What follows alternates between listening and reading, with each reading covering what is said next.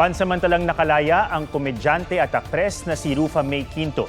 Yan ay matapos siyang magbayad ng 1.7 million pesos na piyansa para sa kinakaharap na 14 counts ng paglabag sa Securities Regulation Code. Nagkain din ang aktres ng not guilty plea sa kanyang pagharap sa Pasay City RTC Branch 111. Ibinasura naman ng korte ang motion for reconsideration and reinvestigation ng kampo ni Quinto. Naniniwala po ako na justice is very fair.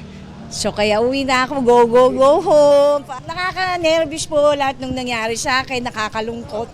Pero naniniwala po ako na ang katotohanan magpiprevail. And hindi, naiyak ako kasi ang sarap maging malaya. Ako po ay isang komedyante, hindi po ako negosyante.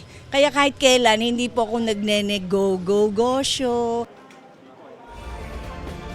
Humarap din sa korte ang kapwa-akusado ni Quinto sa reklamong paglabag sa Securities Regulation Code na si Neri Naib kasama ang asawang si Chito Miranda.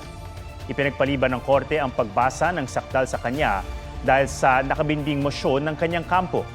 Naharap din si Naig sa reklamong syndicated estafa.